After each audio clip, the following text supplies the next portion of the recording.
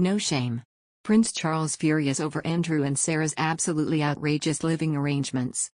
The Prince of Wales has claimed to take issue with the Duke and Duchess of York's use of the 30-room Royal Lodge, just 3 miles away from the Queen at Windsor Castle.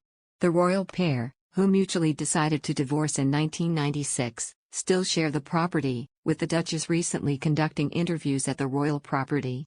Sources have claimed Prince Charles is angered over Sarah being a permanent resident of the royal property.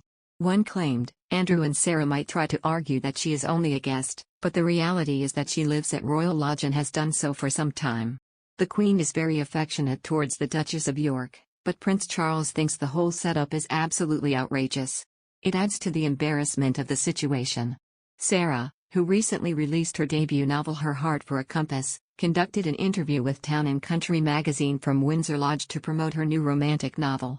Andrew Goldman, journalist at Town & Country, wrote in Sarah's interview, "It's a spring afternoon in England, and Ferguson is perched in a corner of Royal Lodge, the sprawling cottage built in 1662 that was once inhabited by King George IV and that she has shared with her ex-husband, Prince Andrew, since 2008. In her interview, Sarah moved to a bedroom of the lodge to issue a statement about her identity. She said, "I don't want to say it's going to be a reassessment of Fergie or a reinvention. Fergie is so steadfast that she will always be here."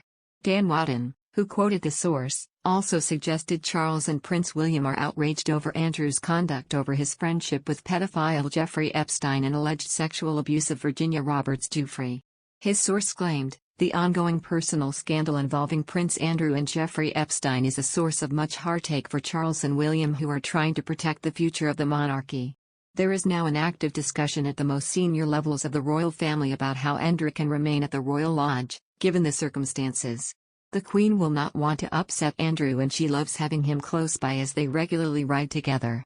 But he is no longer a working royal and the princesses have both moved out. Andrew has strongly denied any wrongdoing, and has denied having any sexual contact with Ms. Giuffre. Ms. Giuffre on Monday filed a civil suit in the federal court in New York seeking substantial damages, alleging she was forced to have sex with Andrew on 3 occasions in 2001 when she was 17. She said in a statement to ABC News on Monday, "I am holding Prince Andrew accountable for what he did to me. The powerful and the rich are not exempt from being held responsible for their actions. I hope that other victims will see that it is possible not to live in silence and fear, but one can reclaim her life by speaking out and demanding justice."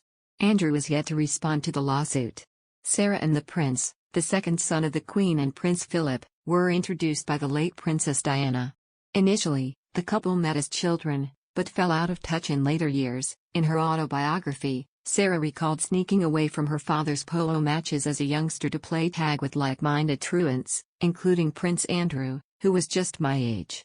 Years later, Diana invited Sarah to a party at Windsor Castle, where the pair met again and promptly started dating. Andrew proposed after a whirlwind romance and the couple announced their engagement in March 1986. They were married at Westminster Abbey on July 23, 1986, and welcomed daughter Beatrice in August 1988, followed by Eugenie in March 1990. But, by the following year, the marriage was in trouble. The couple decided to legally separate in 1992, triggered by the demands of his naval career, which meant the couple saw each other for a mere 40 days a year for the first 5 years, as well as rumors of her infidelity. 4 years later, the Duke and Duchess announced their mutual decision to divorce, in May 1996. Sarah admitted, "I didn't want a divorce but had to because of circumstance." Of her 1996 divorce deal with the Queen, she said she had opted for friendship not money, explaining, "When I met with Her Majesty about it, she asked, 'What do you require, Sarah?' And I said, 'Your friendship,' which I think amazed her because everyone said I would demand a big settlement. But I wanted to be able to say, 'Her Majesty is my friend,' not fight her nor have lawyers saying, 'Look, she is greedy.' I left my marriage knowing I'd have to work. I left my marriage knowing